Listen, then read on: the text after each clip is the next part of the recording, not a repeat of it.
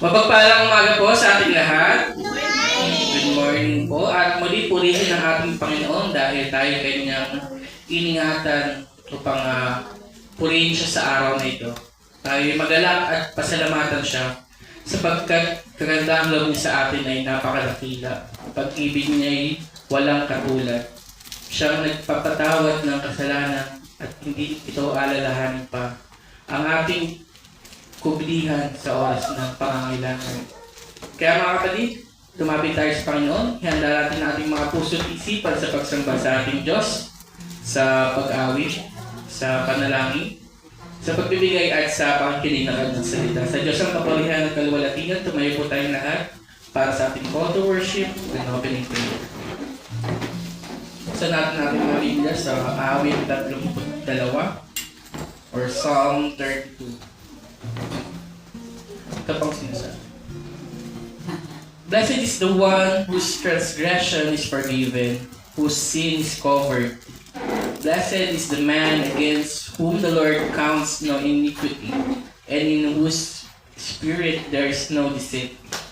For when I kept silent, my bones wasted away through my groaning all day long. For day and night your hand was heavy upon me.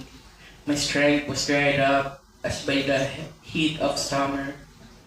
I acknowledged my sin to you, and I did not cover my iniquity. I said, I will confess my transgressions to the Lord, and you forgave the iniquity of my sin.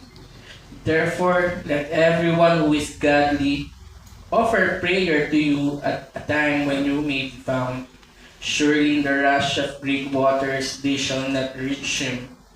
You are a hiding place to me. You preserve me from trouble. You surround me with shouts of deliverance. I will instruct you and teach you in the way you should go. I will counsel you with my eye upon you. Be not like a horse or a mule without understanding, which must be curbed with a bit and bridle, or it will not stay near you. Many are the sorrows of the wicked, but steadfast love surrounds the one who trusts in the Lord. Be glad in the Lord and rejoice, O righteous, and shout for joy, all you upright in heart. Tayo po na lang. Aming Diyos sa mga salamat. Salamat, Panginoon, sa yung dakilang biyaya, yung kagandahang loob, sa inyong awa. Kami yung pinatawad sa aming mga kasalanan. Hindi na ibibilang pa ito sa amin. Salamat dahil sa inyo, Panginoon. Kami ay naririto. Pupuri, kapasalamat mo. Sapagkat hindi niyo kami pinabayaan sa aming kasalanan. Bagkus, Panginoon, binigay niyo kaisa-isang anak. Panginoong Jesucristo, siyang nagbigay ng kanyang buhay para sa amin. Siyang nagbayad ng parusang nararapat sa amin. Siya naghirap, nahali ang kanyang buhay hanggang sa kamatayan. Sa kanyang muling pagkabuhay, Panginoon, nalo niyang kasalanan, ang katuwiran, Panginoon, ay binilang sa amin. Kaya kami narito, Panginoon, na may kagalakan sa aming mga puso at isipan, sapagkat napakaganda ng iyong ginawa, Panginoon, para sa amin. Siyang muling naglapit sa inyo, Panginoon, sa inyong presensya. Ngayon ay makatagod sa inyo. May pananampalataya, may pagtitiwala. Pagpurihin ka, Panginoon, at itaas ang iyong pangalan. Sapagkat walang ibang Diyos patulad mo. Siyang aming tagapagligtas. Muli, Panginoon, dalangin namin sa araw na ito na tanging ikaw lamang aming pupurihin at sasambay. Na tanging ikaw lang aming kapupurihan, pasasalamatan. Dalangin namin na sa inyo, Panginoon, na mahal lang sa amin sa araw nito, sa pagsamba, sa aming mga iniisip, Panginoon. Dahil kami nagagalak, Panginoon, na purihin ka sa araw. Siyang tanging araw na pinagkalog sa amin. Pang purihin ka. Katitasan ng pangalan bilang isang iglesia, isang pamilya na tinipang muli. Muli, Panginoon, lahat ng aming gagawin sa araw ito na ikaw lang pupurihin at sasambihin. Wala nang iba pa. Kung aming dalangin, tayo sa pangalan ng Jesus. Aming Diyos at tagapagligtas. Amen. Ngayon po ay nadapa na po tayo sa ating community singing. Inaanyahan po ang lahat upang umawit ng papuri at pagsamba sa ating Panginoon ng may kagalakan at pasasalamat sa ating mga puso at isipan. Sa panguna ng ating music team, sabay-sabay po natin itaas ang pangalan ng ating dakilang Panginoon Diyos.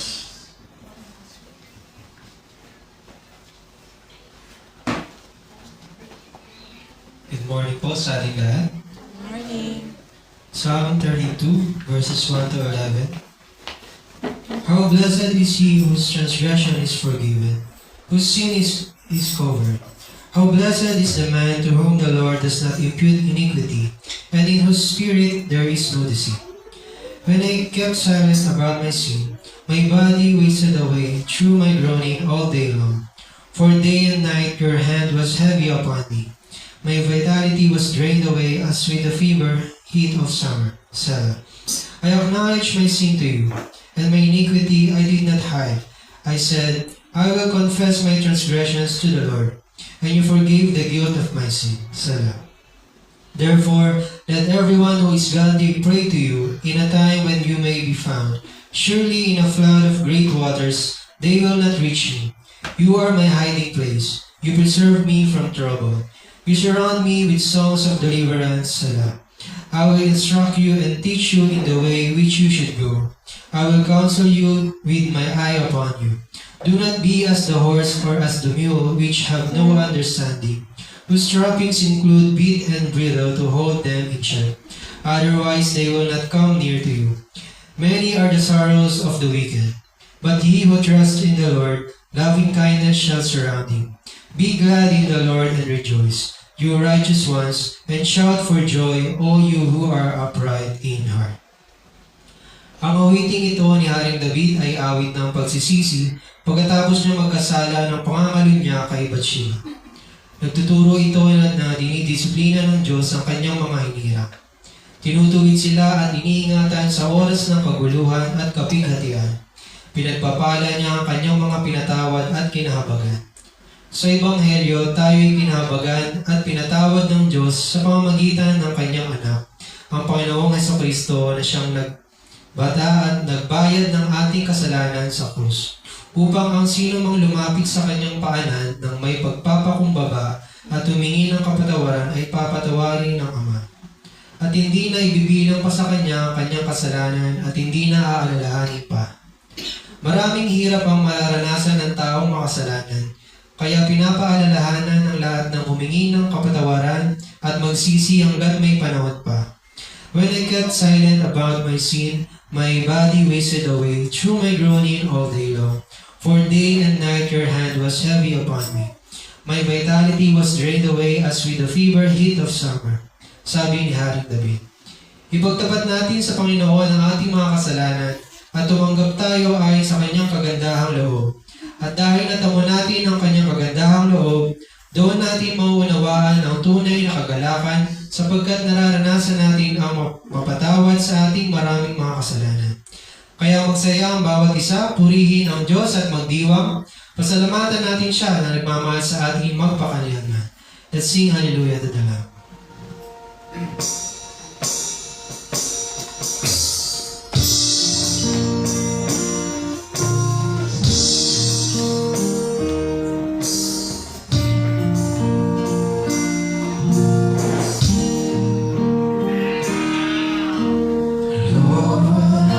Stand in the midst of a multitude,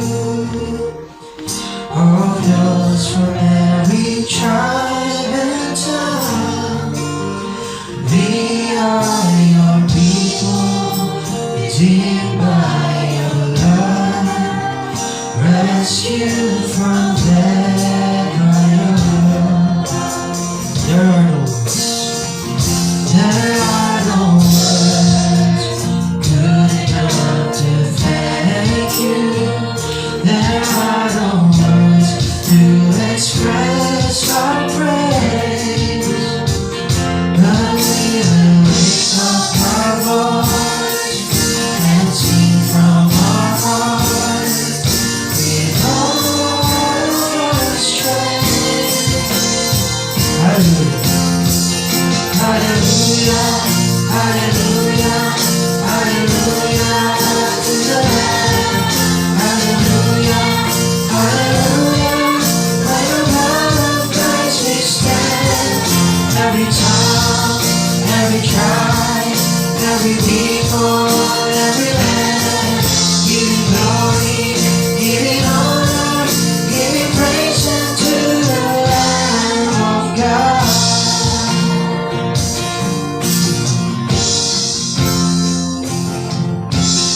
Lord, we stand by grace in your presence, cleansed by the blood of the Lamb. We are your children, called by your name. Humbly we bow and we pray. Release your power, work in us and through us, till we are changed to be more like you. Then all the nations will see your glory revealed and worship you. Hallelujah. Hallelujah, hallelujah, hallelujah to the Lamb. Hallelujah, hallelujah, by the blood of Christ we stand. Every tongue, every tribe, every people, every land, giving glory, giving honor, giving praise unto the Lamb of God. Every knee shall bow, every tongue confess that you are Lord of all. Hallelujah, hallelujah, hallelujah, hallelujah to the Lamb. Hallelujah, hallelujah, by the blood of Christ we stand. Every tongue, every tribe, every people, every land, giving glory, giving honor, giving praise unto the Lamb. Hallelujah, hallelujah, hallelujah, hallelujah to the Lamb. Hallelujah.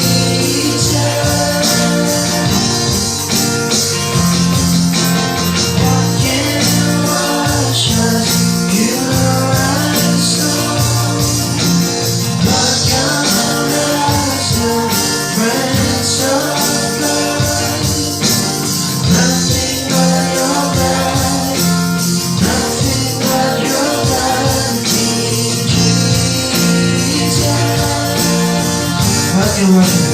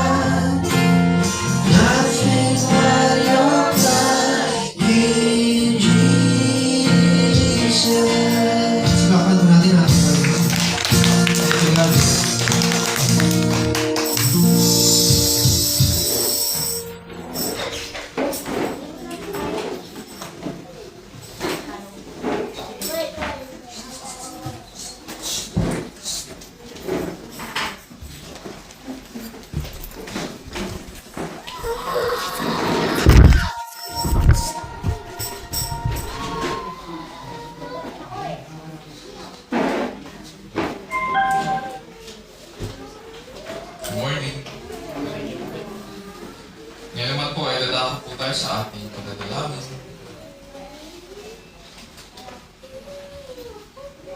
So, pikit po natin ang ating mga mata at magdulog tayo sa ating Panginoon. Let's pray. Indeed, our Lord, it is only by the blood of our Lord Jesus Christ.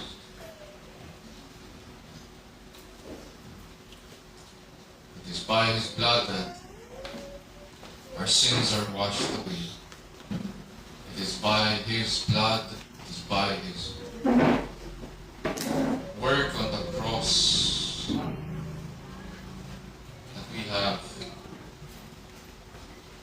peace and reconciliation.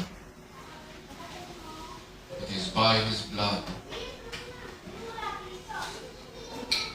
that we have peace and have been made whole.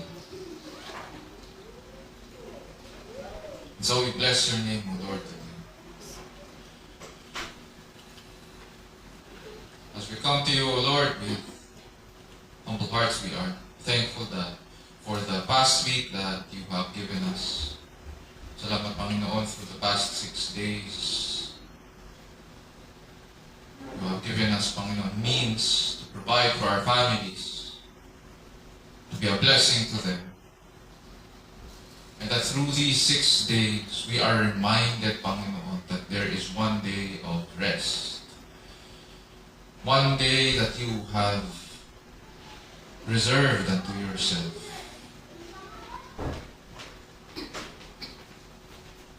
Just as you have created all of creation in 6 days, so you have taken one day from among 7 to create rest for all creation.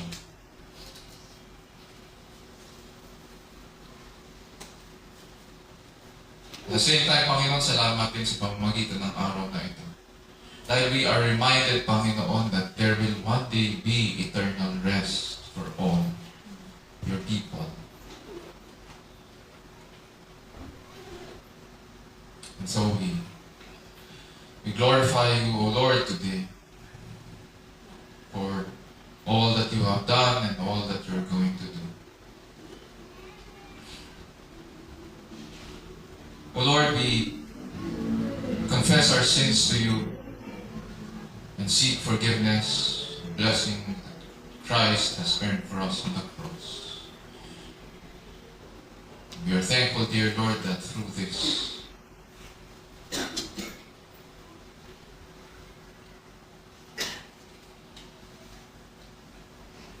blessing, O Lord, we have peace. Through this blessing, dear Lord, we are able as well to You have given us that life so that we can continue to walk in faith. May you purify us with your word so that we can do so. Grant us to remember the things that you have taught us and that you will continue to teach us as well.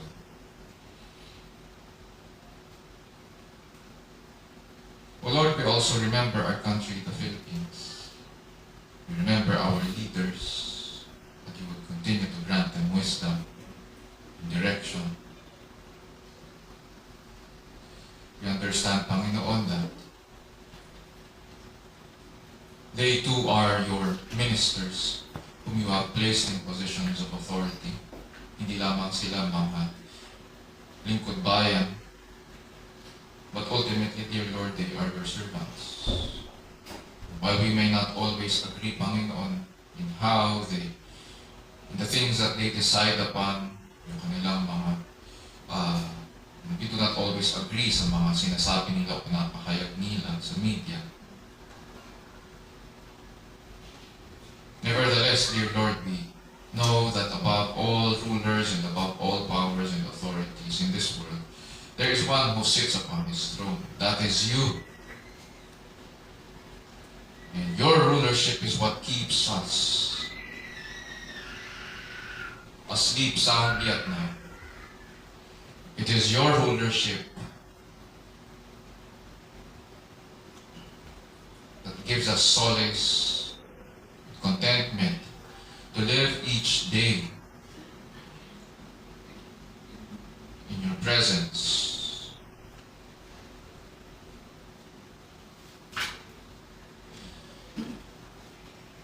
And so we are thankful, dear Lord, and seek, dear Lord, that you would continue to direct our leaders, and that just as you have given them positions and placed them and given them responsibilities, we pray, O Lord, as well that those who are responsible, Panginoon, for what is happening sa aming country would also be held accountable. We pray also, dear Lord, for our brothers and sisters in government who continue to preach the gospel, who continue to teach your word. And we pray that their ministries, Panginoon, would bear fruit. That through the ministry of the word, O Lord, we pray that men and women would come to know you, that their eyes would be opened, and that the principles of your word, O Lord, would be seen in how our government officials engage, Panginoon, sa mga mamamayan. At the same time, this would also be seen, Panginoon, in how they conduct themselves sa kanilang mga day-to-day transactions.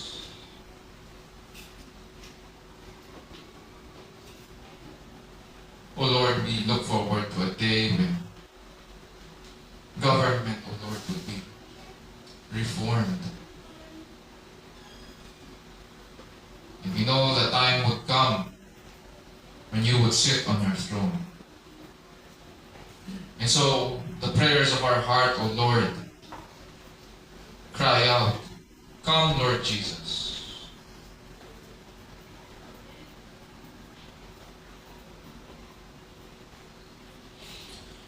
O Lord, we are also thankful for the ministry that you have given us. Salamat, Panginoon, through this stewardship so that we can serve one another and care for one another.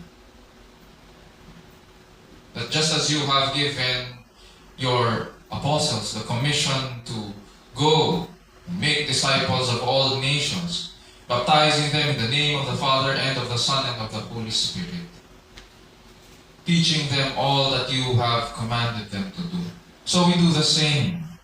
That your church, that your people through the ages would continue to obey you. That they would learn, dear Lord, they would learn you.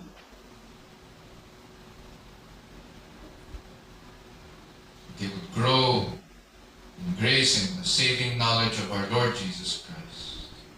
And as they grow, dear Lord, we pray that we would be strengthened as we face trials and tribulations in all ages.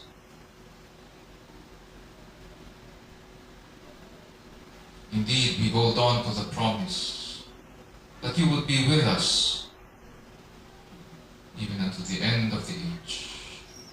And so grant us, O Lord, to be faithful in this calling,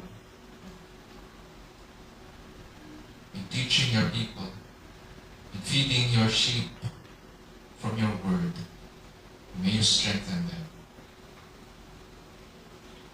Thank you also for the privilege that you have given us, Panginoon, to join you in your mission of gathering your flock. And so grant us to continue in this until you return. O Lord, we also come to you with our concerns. We are thankful, dear Lord, that through this ministry, we are able to remember one another. We can lift our burdens to you and place our problems at your feet. Through this, we can bear one another's burdens. And so, we pray, O Lord, for one another. We pray, O Lord, for those of us who are sick, for those of us who have allergies. We pray, O Lord, that you would grant us to remember that you have given us our bodies, and so we should remember how to take care of it. And at the same time, dear Lord, we pray that you would extend your healing hands upon us. May you use, O Lord, the medicines that we're taking. And if there are medical personnel, hospital staff, or families that care for us, then we pray, dear Lord, that you would also use this. Strengthen them. Grant them wisdom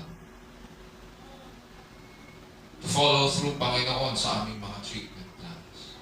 May you use, dear Lord, the medicines that we're taking. We pray na maging maayos din yung pag-manage nito. And in the end, dear Lord, we pray that you would take away what needs to be taken away, restore our health once again. We pray, O Lord, for Ali sa kanyang trampaso. And meron din siyang pain sa kanyang tagiliran. We ask, O Lord, that you will touch her. Ganon din kay Mameng sa kanyang knee pain, at pag-manage din ang kanyang physical condition.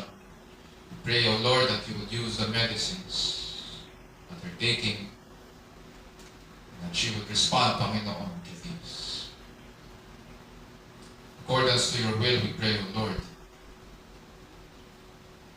you would grant healing and we would be well. We also pray, O Lord, for those of us who continue to provide for our families.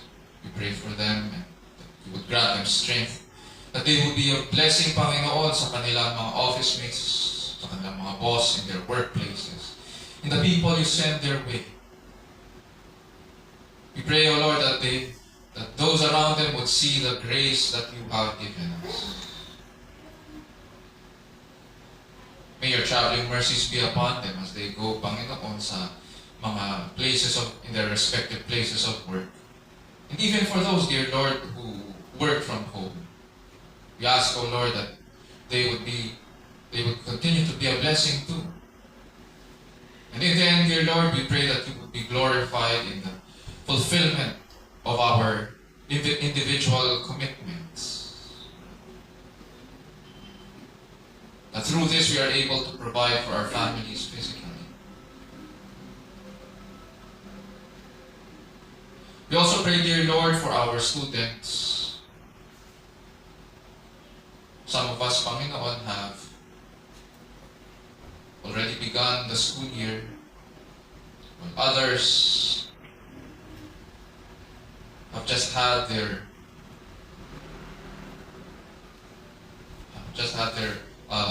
break, Others, Panginoon, are just about to end their break as well. We pray that you would prepare them. At ganun din ang kanilang mga parents. You provide, Panginoon, yung necessary resources needed. And for the students, Panginoon, who need to submit yung kanilang mga requirements in fulfillment of their courses, we pray that they would be able to do so. Give them wisdom, give them grit, and perseverance. We pray, O Lord, that they would pass their exams with flying colors. And so, dear Lord, whatever calling you have given us, may we learn, dear Lord, from these things, from one another, in how you have provided these things for us in our different vocations, whether we be parents or children, teachers and students, whether we be supervisors or bosses and employees, owners of companies, and in whatever capacity. We pray, O Lord, that we would show through our lives that we are worthy of the gospel that we have received from you. That we would be able, dear Lord, we would be able to speak of Christ, who is our wisdom, who is our Savior.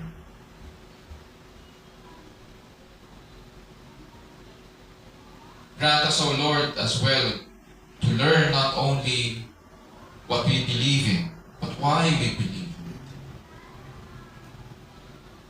We pray that you would open the eyes of our heart. Grant us to see your beauty and majesty in the study of your word. Ganun din, Panginoon, may you open our ears so that we would continue to hear from your mouth. And as you continue, dear Lord, to teach us, grant us the desire to learn more from you. For in the end, dear Lord, as we grow in your presence, as we grow, dear Lord,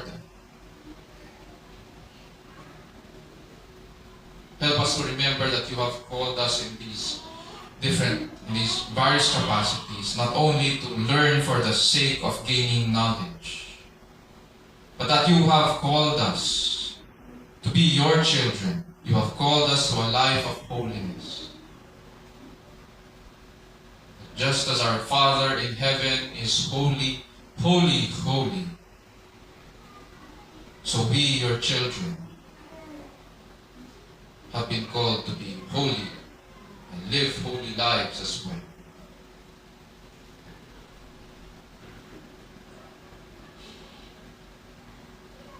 O Lord, we also ask that you would speak to us as we listen to you today. We pray that you would grant us understanding in the study of your word.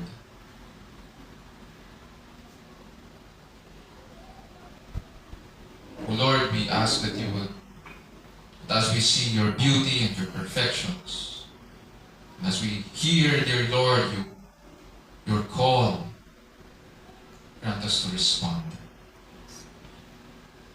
And as you speak to us, we pray, O Lord, that you would change us, and we would be changed. And this we pray in Jesus' name, our Lord and Savior. And all of God's people will say, Amen. Amen.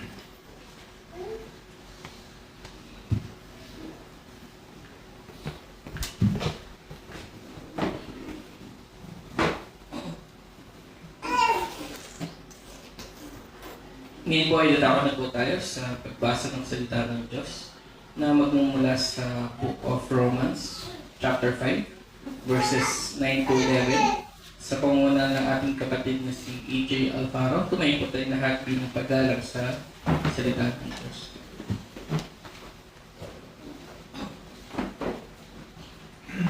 Romans 5, verses 9 to 11. Ito po ang sinasabi. Since, therefore, we have now been justified by His blood, much more shall we be saved by Him from the wrath of God. For if while we were enemies, we were reconciled to God by the death of His Son, much more now that we are reconciled, shall we be saved by His life. More than that, we also rejoice in God through our Lord Jesus Christ, through whom we have now received reconciliation. Ito po ang salita ng Panginoon, purihin ng Diyos.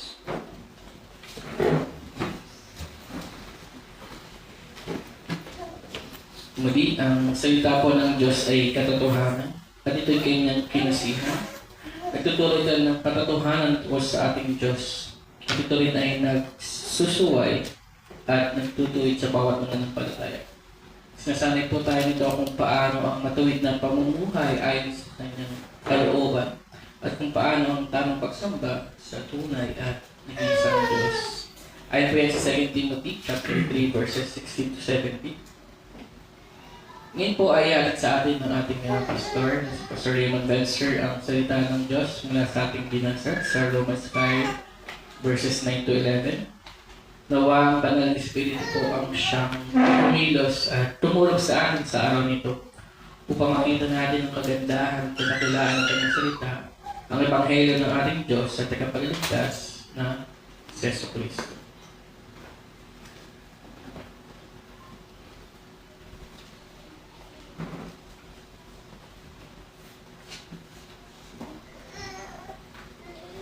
Good morning. So, hayaan niyo pong buksan niyo po ang ating passage for this morning. Romans chapter 5, verses 9 to 11. Romans 5, verses 9 to 11.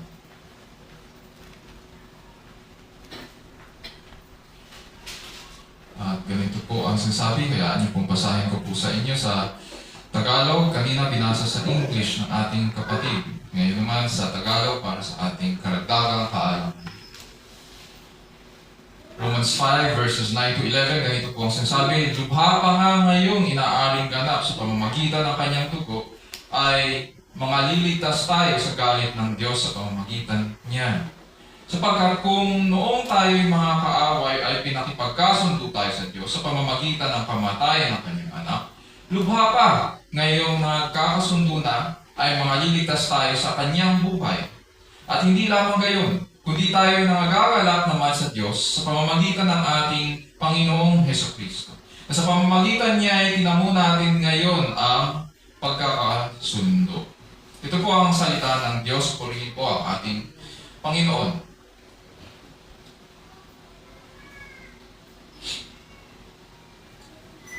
Pina-approach yung last part ng ating series ng pag-aaral ng Book of Romans. And pagpapatuloy naman natin ito next year na. So, every time na, madalas kong sinasabi ito, every time na mayroong end ng series, I always have mixed emotions. On the one hand, ay nalulungkot ako dahil tatapusan na. And at the same time, natutuwa rin ako sapagkat panibagong pagkakataon din yun para pag-aralan ang iba namang ibang bahagi ng salita ng Panginoon, ibang prinsipyo naman ang pag-aaralan or ibang katuruan. So these are opportunities for us to learn more. Dito sa ating pag-aaralan ngayon,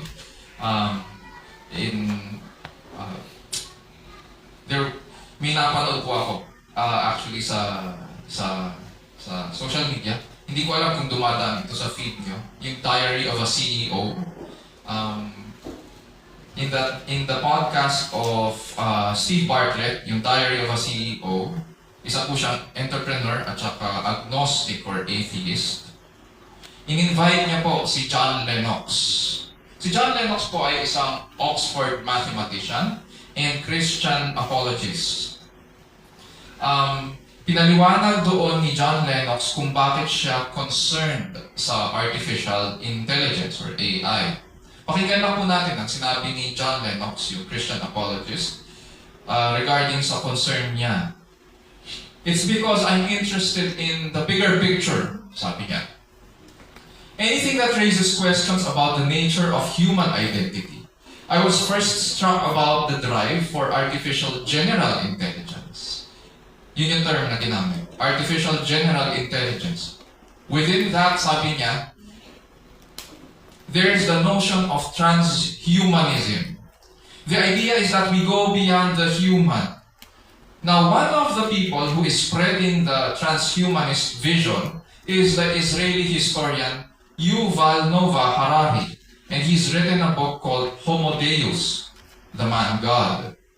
And that made me really prick up my ears because I know enough about the book, or this book here, the Bible, to realize that the drive for humans is self-deification, or making themselves gods. And what Harari says is the 21st century has two big purposes, sabi niya. Number one, to solve the problem of physical death as a technical problem. Number two, the second agenda item is to increase human happiness by bioengineering, cyborg engineering, mechanical implants. All this kind of thing turning humans into gods with a small g. And this is the drive for a super intelligent human. Yun yung agenda ng AI. The quest for lasting joy, mga kapatid, and human happiness is as old as human history and human civilization itself. Pero kadalasan mailap ang kasiyahan. Sapagkat nagbabago ito ayon sa ating mood o sa ating sitwasyon. Ang ating kultura ay nakafocus sa self-oriented na happiness. What do I mean by self-oriented happiness? Hinahanap natin ang ating kasiyahan sa ating mga sarili. And they hope to solve the problem of happiness ayon dito sa sinabi ni John Lennox doon sa agenda ng mga ungodly people. They hope to solve it by turning man into God. Gamit ang artificial intelligence at kung ano-ano pang mga engineering. The big picture is that gusto nilang palitan ang identity ng tao. Siyempre, tao ka. So, as a person, you are created in God's image. Man is created in God's image and likeness. Pero sila, gusto nila self-deification. Gagawin nilang Diyos ang tao. So ngayon, papalitan nila ang identity ng tao. Wala itong masyadong pinagkaiba sa nangyayari sa ating paligid ngayon, sa ginagawa nila sa tao ngayon, at the cost of sexual functions and their persons bilang babae at lalaki. Dahan-dahan na papunta na yan doon. All of this is self-oriented happiness through self-deification. At the end of the day, the question remains kung tatagal ba itong agenda ito. Or here today, gone tomorrow na lang. Mahalagang pag-aaral po ito sapagkat an investigation of the scriptures tells us and shows us that God is the author of happiness, hindi tao. And He gives it as a gift to His people. At dahil ito'y nanggagaling sa Kanya, Siya ang nagdi-define ng tunay na happiness, hindi tao. Sa 1 Timothy 1:11, the Apostle Paul describes God as the blessed God. Pag sinilip natin yung original language, ang ibig sabihin nito, He is the happy God. Sa Romans 14:17, ang description sa kaharian ng Diyos ay, it is of righteousness, it is of peace, it is joy in the Holy Spirit. God's kingdom is a kingdom of joy. We have a happy God who rules a kingdom of joy. Tapos sa Galatians chapter 5 verse 22, sinasabi ni Apostol Pablo na ang joy or happiness ay kaloob mula sa Diyos. The fruit of the Spirit is love and joy and so on. The second fruit of the Holy Spirit is joy. And when we focus and narrow down our study lenses, makikita natin agad ang pagkakaiba ng happiness according to the scriptures versus sa duplicate happiness ng sanlibutan. God promises His people a future hope and therefore lasting happiness.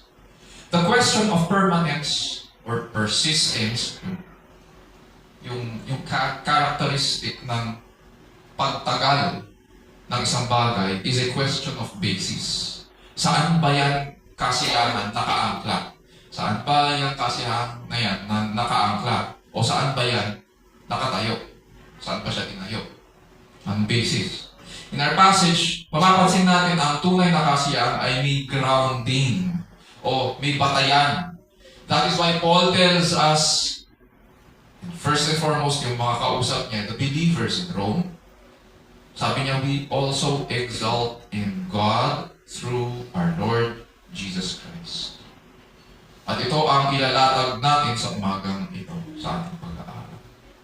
So brothers, sisters, and friends, sa pag-aaral po natin ng salita ng Diyos sa umagang ito, panalangin ko po na makita natin ang umaapaw na biyaya ng Diyos para sa ating pagpapawalang sala. At maging panatag tayo sa ating pagpapawalang sala. Nawa maging pagpapala ang ating pag-aaral sa umagang ito, especially sa ating may mga pinagdadaanan sa buhay at sa pananampalataya. Para makatugon din po tayo sa maayos na pagsamba sa harapan ng Diyos habang nabubuhay po tayo sa ilalim ng kapangyarihan ng Diyos at para po sa kalwalhatian ng ating dakilang Diyos. Because our passage today belongs to that section on the blessings of justification, we need to ask the question that we have asked for the past Sundays. Again, same lang ang question, how can I be sure that justification by faith will be beneficial for me, especially on the day of judgment? How can I be sure that justification by faith will be beneficial for me, especially on the day of judgment? And in the past weeks, we have been studying yung first 5 benefits of justification by faith in the life of the believer. Ngayon naman po ay ang pag-aaralan natin ay yung pang-6 at pang-7 bunga ng pagpapawalang sala. Which leads us now dito sa verses 9 to 10. At ganito po ang sinasabi, much more then, having now been justified by His blood, we shall be saved from the wrath of God through Him. For if while we were enemies, we were reconciled to God through the death of His Son, much more, having been reconciled, we shall be saved by His life. So pagkatapos po, ipaliwanag ni Apostol Pablo na may kasiguraduhan tayo sa pag-ibig ng Diyos dahil binigay niya sa atin ang banal na Espiritu, which we studied last week. Pinapaliwanag niya ngayon ang ugnayan ng ating kasalukuyan, itong present natin, yung present condition natin sa Panginoong Jesus, at yung ugnayan nito sa ating kinabukasan at kapalaran. He now connects it to our future hope. And he begins this section with, notice kung paano niya sinimulan ang verse 9, much more than, o sa ibang versions, since therefore, at kinokonekta niya ito doon sa verse 8. Ganito ngayon ang sinasabi niya. Because Christ died for us, there is so much more. Hindi nagtatapos ang pagpapala sa kapanatagan natin sa pag-ibig ng Diyos sa pamamagitan ng banal na Espiritu. Hindi nagtatapos doon. Meron at meron pa. Umaapaw ang pagpapala sa atin dahil sa pagpapawalang sala sa Panginoong Jesus. And so sabi ni Pablo, pagkatapos niya sabihin much more than, sabi niya, having now been justified by His blood. And similar, itong language na ginamit niya ay similar doon sa verse 1. Nung sinabi niya, having been justified by faith. Yung tense nito, pareho doon na ang justification ay accomplished fact in the past. At yung effects nito ay natatamo natin ngayon. It does not stop.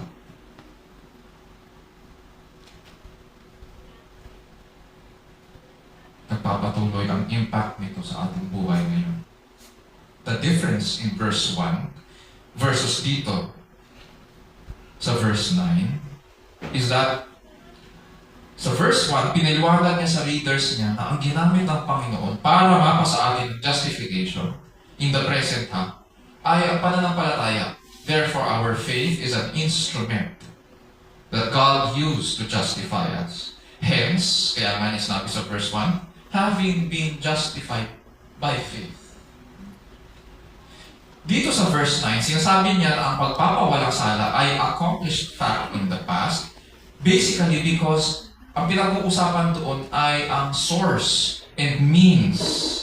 Makikita natin na ginanap ito ni Kristo. Yun yung pinagkaiba sa verse 1 and verse 9. Verse 1, again, ang ginamit, ang focus ni Pablo doon ay yung instrument o yung pamamaraan na ginamit ng Diyos in the present para dumaloy ito sa atin. At ang ginamit ay ang pananampalataya. Dito sa verse 9, ang ginagamit ngayon, ang emphasis ngayon ni Pablo ay ang source nito. Saan ba ito nagmumula? Kung ito ay dumadaloy, saan ba nagsimula ito? Sa ginanap ng Kristo. And because we have now been justified by His blood in the present, at yun yung kinakanta natin kanina, nothing but the blood of Jesus. Because we have now been justified by His blood in the present, we can look forward to the day of judgment in the future. Dahil settled na, dahil ginanap na ni Kristo, at yung impact nito ay dumadaloy sa ating buhay ngayon, we can look forward to the day of judgment. It is not a day of fear for God's people, sapagkat maliligtas daw tayo sa puot ng Diyos sa pamamagitan ni Kristo. Panatag tayo ngayon dahil all this whole section ito, all of these blessings is God's grace towards His people. And how does God now accomplish this? To save us from His wrath. Basahin natin yung verse 10. Sabi dyan ni Apostle Pablo, for if while we were enemies, we were reconciled to God through the death of His Son, much more, having been reconciled, we should be saved by His life. Paulit-ulit natin makikita yung verb at saka yung tense na having been. It tells us na these things happened in the past. At yung effects nito, yung pagpapala na yun ay patuloy na dumadaloy sa atin ngayon. Sa verse 9, pinaliwanag ni Apostol Pablo na wala tayong kakayahan na iligtas ang ating mga sarili sa puot ng Diyos. Kahit anong mabuting gawa ang gawin natin, hindi natin maililigtas ang ating mga sarili sa pamamagitan ng mabuting gawa. Why? Because all our acts are tainted with sin.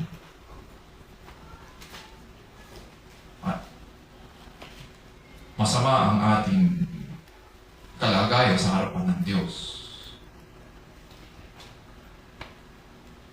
Dito naman sinasabi niya sa verse 10 na tayo ay dating mga kaaway ng Diyos. There was nothing likable or favorable about us. Dahil pinili natin kalabanin ang Diyos at mawalay sa Kanya. Sabi niya dyan, while we were enemies. Sinners are God's enemies. At ang nararapat sa kaaway, kahit sino, pag nag-aral ka ng, mayroong ilan sa atin dito nag-aral ng ROTC. Nag-ROTC tayo or nag-CAT or COCC. At tinuturo sa atin ito dahil ang mindset ng isang sundalo at mabuting sundalo, alam niya kung sino ang kakampi niya at alam niya kung sino ang kaaway. At ang dapat na ginagawa sa kaaway ay puksain. Yun ang ginagawa sa kaaway. Hindi mo mamahalin ang kaaway mo, kakaibiganin mo. Magiging taksil ka doon. Ba't mo kakaibiganin yan? Pupuksain yun, yun yung direksyon. At ganoon din dito. Simple ang dapat na ginagawa. Sinners are God's enemies at dahil pinilit natin na maging kaaway ng Diyos, ang nararapat sa kaaway ay puksain. Salot yan. In the battle between God and His enemies, alam natin kung sino agad ang matatalo sapagkat ang nangyayari ay kinakalaban natin ng Diyos. Alam natin kung sino ang dapat humarap sa katarungan. Alam natin kung sino dapat parusahan. At alam natin kung sino dapat mamatay. But in God's wisdom, Scripture says, noong tayo'y mga kaaway, pinadala niya ang kanyang anak para siya ang maging ating kapalit. Siya ang namatay para sa atin. Huwag niyo lang po pansinin yung sumisigaw doon sa loob. Hindi po pinapalo yun. Ganun lang siya talaga. Sa mga first-timers natin, baka mabigla kayo. May mga bata sa loob.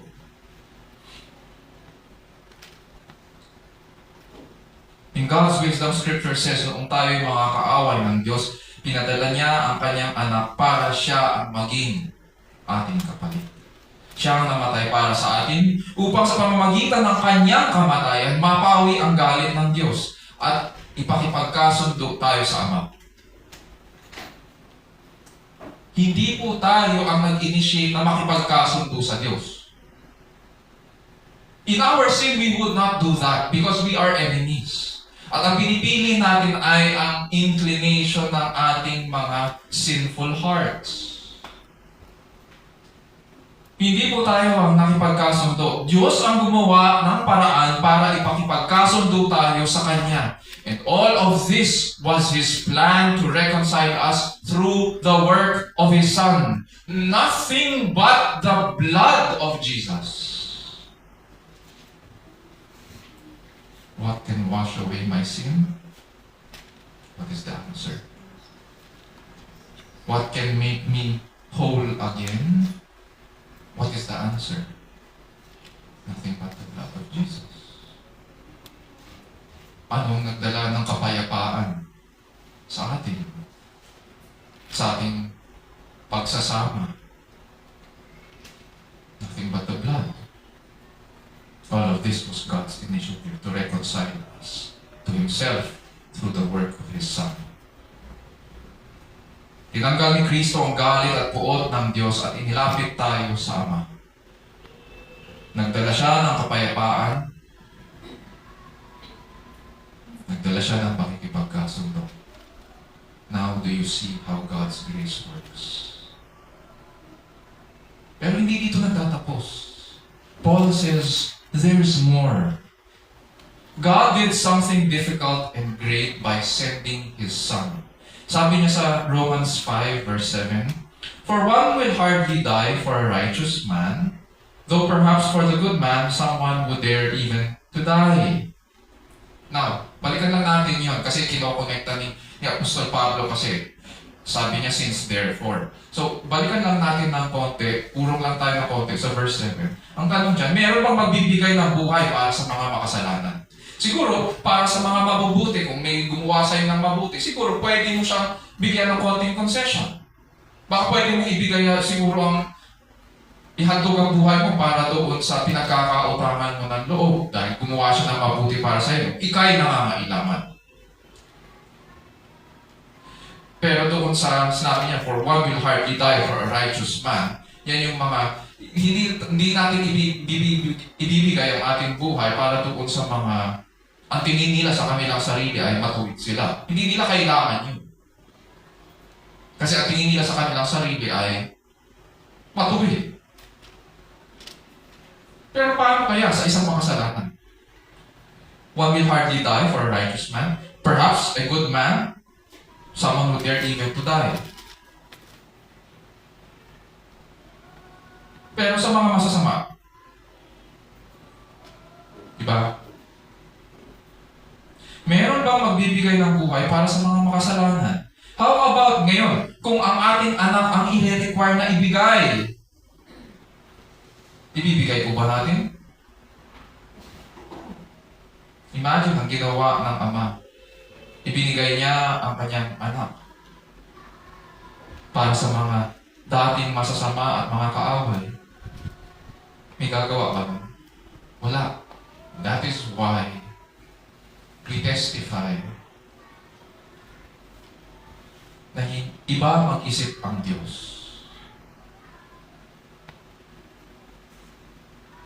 Iba mag-isip ang Diyos. Hindi siya tulad natin.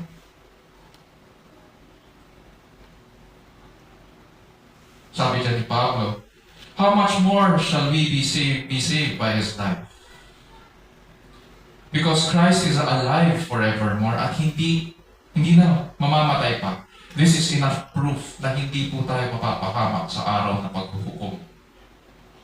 God is able to do this for the people He redeemed. Sabi nga ng isang scholar and theologian, He will see that we share in Christ's risen life forever. And so how can we be sure that justification by faith will be beneficial for me, especially on the day of judgment? Ito yung sixth benefit of justification from previous weeks, dito sa verse 9 to 10. We are delivered from the wrath to come by Christ's resurrection life. It's not only by His death, but by His life as well. We are delivered from the wrath to come by Christ's resurrection life. In Romans 4, natutunan po natin na ang muling pagkabuhay ng Panginoong Jesus ay proof ng ating pagkakawalang sala. Dito naman sa Romans 5 verse 10, we learn that the same resurrection is proof that we shall be saved from the wrath of God on Judgment Day. It is the proof of our justification, and at the same time, the resurrection of Christ is also what will save us on Judgment Day. Maganda pag-aralan to. Parang gusto kong gumawa ng sermon series on the resurrection. Punta tayo sa verse 11. And so, hindi raw nagtatapos ang pagpapala sa ginawa ni Kristo. Meron at meron pa. Paul is now telling them that the blessing that is produced by knowing these present and future fruits of justification. And this is what is produced in us. Verse 11. Not only this, but we also exalt in God through our Lord Jesus Christ, through whom we have now received the reconciliation. So once again, we encounter this word, itong word na exalt. Sa original language, ang pakahulugan nito ay nagagalak tayo. And so in some Tagalog versions, ganun ang pagkakasalin. But at the same time, meron pa siyang isang pakahulugan din. Hindi ka lamang nagagalak, kundi pinagmamalaki mo ito. Diba? Totoo naman yun eh. Pag nasisiyahan ka sa isang bagay, tinatago mo ba ito? Siguro sa panahong ito, may mga napapanood ako sa mga videos. Dahil sa tuwa nila, hindi nila binabalita yun. Hindi nila pinagmamalaki. Ang term nila doon ay ginag-gatekeep. Diba? Ginag-gatekeep nila. Pero no! Dito makikita natin na kapag nagalak ka, our natural response to this ay ipagmalaki ito. Pinamamalita natin ito. So, yun yung ibig sabihin ng exalt. Nagagalak ka at pinagmamalaki mo. Ano yung kinagagalak natin at pinagmamalaki natin dito? Ang Diyos. Ito yung pagpapala at paksa ni Apostol Pablo sa verse 11. Pero bakit tayo nagagalak? Bakit natin siya pinagmamalaki? Sabi niya, ganito raw ang mangyayari sa ating ugnayan. Ganito raw yung nangyari sa ating ugnayan sa Diyos. We have now received the reconciliation. Kanina, nung nagsimula tayo, ang tingin sa atin ay mga dating kaaway. Ibig sabihin, something has changed. We were sinners. The question is, kung kaaway tayo, at ngayon hindi, ano nangyari? Definitely hindi sa gawa natin. We have now received the reconciliation. Hindi na kaaway ang tingin sa atin ng Diyos. Wala na tayo sa ilalim ng galit ng Diyos. At dahil sa ginanap ni Kristo, yun. Sa kanyang pagkatao, inilapit niya tayo sa Diyos. That is why it is a finished work. in the past. Because we have been justified in Christ, past tense, justified in Christ, we are now reconciled to God. This is the reason we rejoice. This is the reason na nagkaroon ng pagbabago. This is the reason we have that sense of celebrating, a sense of happiness kapag nagsasama-sama tayo. Kapag pinapahayag natin ang magandang balita. Because Christians live and thrive in the newness of life God has given them. Yes, naaalala natin yung dati. And in some sense, yes, we are sinners pa rin. Pero nagsimula na ang pagbabago. Hindi nakaaway ang tingin sa atin dahil kay Kristo. Naaalala niyo siguro kung meron akong t-shirt na may nakasulat na Latin. Simul justus et peccator. Ang ibig po sabihin nung nasa t-shirt ko na yun ay at the same time, a sinner and justified. Yes, we are sinners. At the same time, you have been justified in Christ. This is the reason we rejoice. This is the reason we celebrate. This is the reason we have that sense of happiness. Ngayon, siguro naiisip natin, ano ngayon ang pinagkaiba ng kapayapaan sa ministry ng pagkakasundo? On the one hand, there is peace, and on the other hand, there is the ministry of reconciliation. Ang ministry ng pagkakasundo ay ang ginanap po ng Panginoong Jesus sa krus. It is perfect, it is finished, at ang bunga nitong ministry of reconciliation ni Kristo sa ating mga budhi at kaluluwa ay kapayapaan. Yun yung bunga nun. Sapagkat hindi natin kailangan mangamba para sa ating mga buhay. Ang dating magkaaway ay magkaibigan na, natapos na po ang alitan. And because it is finished, ginawa tayong mga recipients ng kanyang grace. Which leads us doon sa seventh benefit of justification dito sa verse 11. Ang seventh benefit ay we have joy because we are reconciled to God. We have joy because we are reconciled to God. Kung may bagay na kapansin-pansin sa mga Kristiyano, mga kapatid, ito yun. Ito yung panlabas na tanda na ang isang tao ay binilang na matuwid.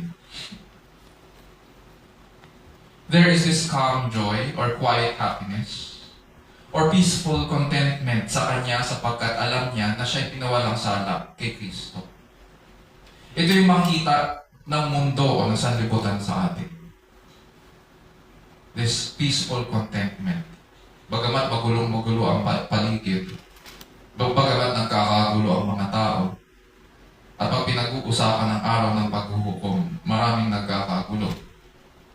Or end of the world, as they say. This is what sets up. Ito yung nakita ng mundo sa atin. Kaya they are drawn to Christ.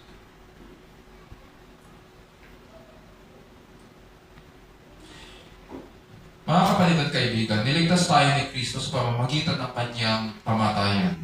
Ito yung past. At dahil sa kanyang muling pagkabuhay, maliligtas tayo in the future sa araw ng paghukom. In the present, natatamasa natin sa ating ugnayan sa Diyos dahil ginanap ni Kristo ang work of reconciliation na ating natanggap bilang pagpapala. So now we see how kung gaano ka ganda ang ginawa ng Diyos. In the past, what His Word, what His Christ, what His Son, our Lord Jesus Christ has done, and how this flows into our lives today, and how it will continue to flow, and it is a guarantee of our salvation in the future on the day of judgment. Sa pagtatapos po ng ating pag-aaral ng Romans chapter 5 verses 1 to 11, tandaan po natin na ang pagpapawalang sala ay gawain ng Diyos ayon sa kanyang biyaya lamang. It is only by grace. Binilang niya tayong matuwid sa pamamagitan ng pananampalataya lamang kay Kristo lamang.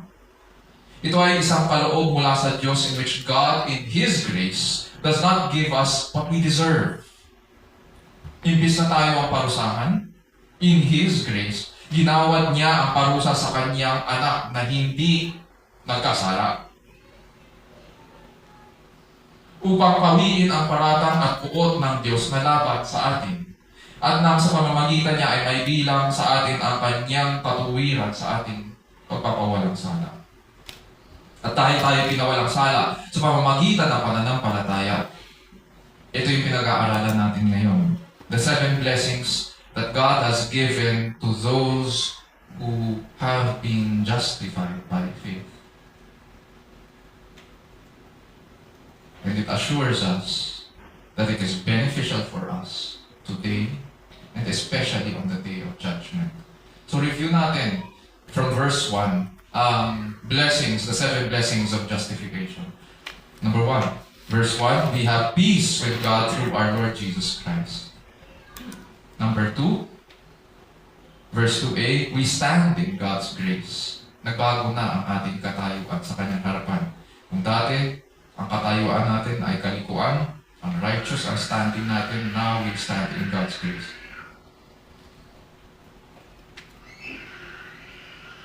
Mamamaakos yung mamaya. Verse 2b, number 3, we rejoice in hope of God's glory. Number 4, verses 3 to 4, we have joy in our struggles and suffering. Number 5, verses 5 to 8, we have the certainty of God's love through the indwelling Holy Spirit. Number 6, yung pinag-aaralan natin kanina, we have been delivered from the wrath to come by Christ's resurrection life. And number 7, verse 11, we have joy because we are reconciled to God. Dahil dito nagagalak tayo sa ating Panginoon habang dumadaan sa mga pagsubok at bighati. Our happiness is grounded on the fulfillment of God's promises in Christ's finished work. May grounding ang kasiyahan, may grounding ang ating kagalakan.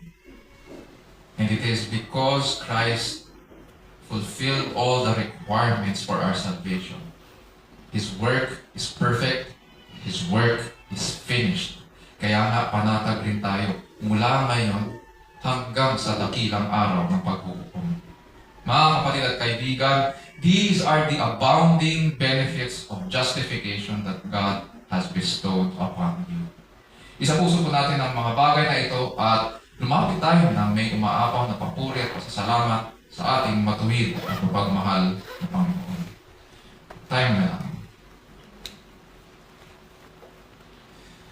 Our loving Heavenly Father, we thank you for your work of grace and redemption.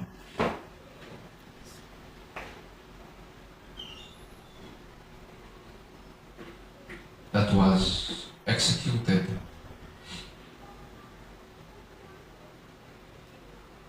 through the life, death, and resurrection of your Son, Jesus Christ. And in Him, dear Lord, we rejoice, we celebrate. We have peace because He has reconciled us to God, in that while we were yet sinners, Christ died for us. And so we thank you and praise you for all that you have done for us. Grant us, O Lord, to remember these things. To remember why the good news is good. That the good news is not about man reconciling himself to God. Or that man doing something for God.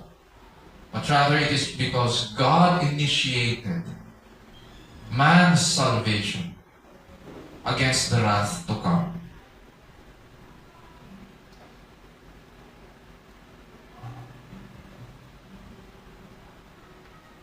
God's righteousness that He revealed because we did not have a righteousness of our own. We scorned this righteousness. And in our sin,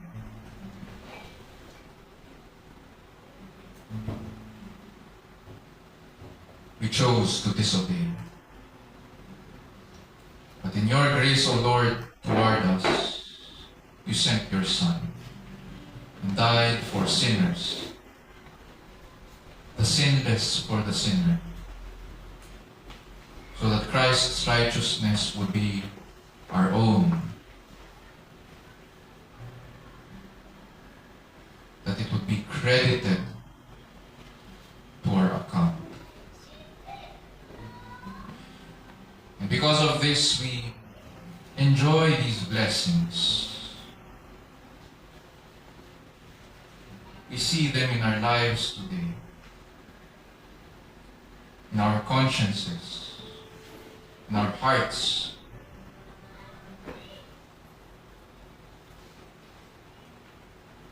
And so grant us, O Lord, to be able to speak of these things as well.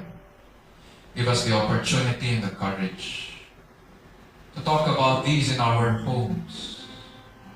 That just as you have given us our families as our first ministry, so, dear Lord, may we remember your grace toward us, that we would also, dear Lord, express this and show this, dear Lord, to others. That we may minister to them, dear Lord, the good news, just as you have ministered it to us as well. And in so doing, we pray, dear Lord, that you would open the eyes and hearts of people, that you would replace their hearts of stone with hearts of flesh, that you would breathe a new spirit, dear Lord, unto them, that they would receive the work of Christ by faith, that they would be justified.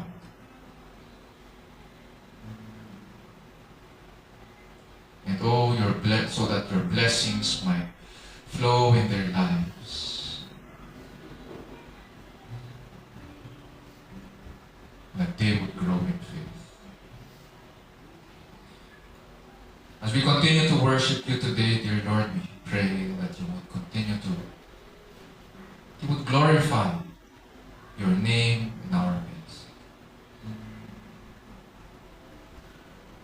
Thank you for revealing yourself to us through your word.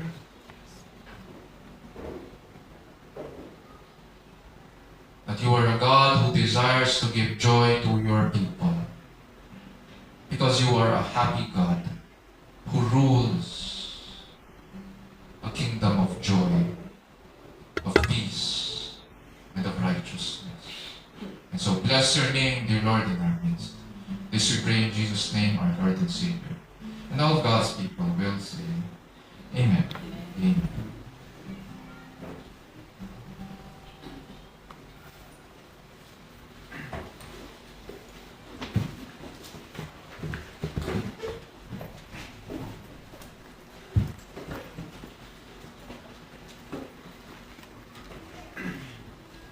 Ngayon po ay lalakad po tayo sa Ministry of Giving, our tithes and offering.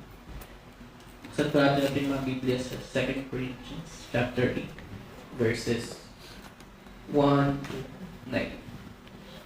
Ito po sinsa. We want you to know, brothers, about the grace of God that is given among the churches of Macedonia. For in a severe test of affliction, their abundance of joy and their extreme poverty have overflowed in a wealth of generosity on their part. For they gave according to their means, as I can testify, and beyond their means of their own accord, begging us earnestly for the favor of taking part in the relief of the saints. And this not as we expected, but they gave themselves first to the Lord, and then by the will of God to us. Accordingly, who urged Titus that as he had started, so he should complete among you this act of grace. But as you excel in everything, in faith, in speech, in knowledge, in all earnestness, and in our love for you, see that you excel in this act of grace also. I say this not as command, but prove by the earnestness of others that your love also is genuine. For you know the grace of our Lord Jesus Christ, that though he was rich, yet for your sake he became poor, so that you by his poverty might become rich.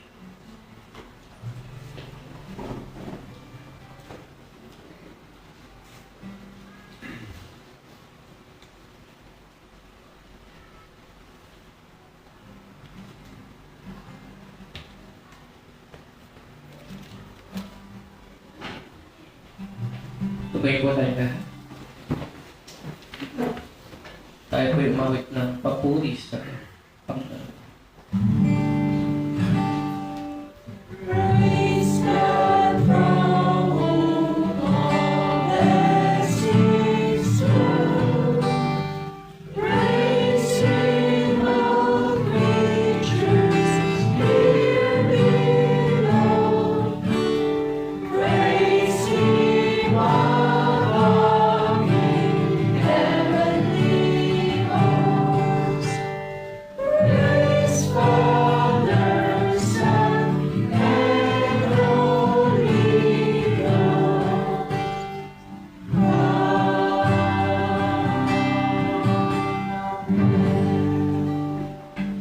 Tayo po na lang. O aming Diyos ang sa langit, siyang aming magnilikha, na sa inyo, Panginoon, nagmumula ang pagpapala at biyaya. Salamat, Panginoon, sa araw niyo. Sa inyong salita namin namin yan. Dalangin namin, Panginoon, na kayo aming pagpulay-bulayan at pasapamuhay, Panginoon. Siya namin ang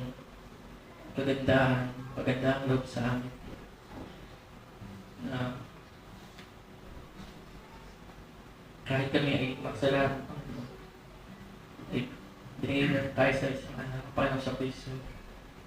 Siya na tayo ng parusang nararapat sa amin. Siya nagbigay sa amin ng patuwiran sa inyong harapan. Dahil ito pa kami nagaganap. Taos puso ang pasasalamat sa hindi kabilang na biyaya. Salamat, Panginoon, dahil pinabiyaya kami narito. Kami ay narito upang i-aaray namin. Pasalamat sa inyo, Panginoon. Dalangin namin na ang aming pagbibigay ay magamit namin ito, Panginoon, sa pangangailangan ng Iglesia, sa pagtulong sa aming mga kapatid na nangangailangan. At higit sa lahat, Panginoon, magamit namin ito sa pagpapalaganap ng iyong salita. Makita nila, Panginoon, ng kagandahan at ng kalwalatian ng iyong pagliligtas. Dalangin namin, Panginoon, na kayong siyang patuloy na provide sa amin ng aming mga pangangailangan. Hindi lang basta physical pangangailangan, higit sa lahat, Panginoon, spiritual. Upang lumahan pa na pagkakilala sa inyo, pagkakilala namin ang iyong kagandahan, palulatian sa inyong salita. Muli, Panginoon, kami nagpapuri, nagpapasalamat sa inyo. Sa pangalan ni Jesus, aming Diyos, tagapagligtas. Amen. Natili po tayo nakatayo para po sa ating closing and benediction.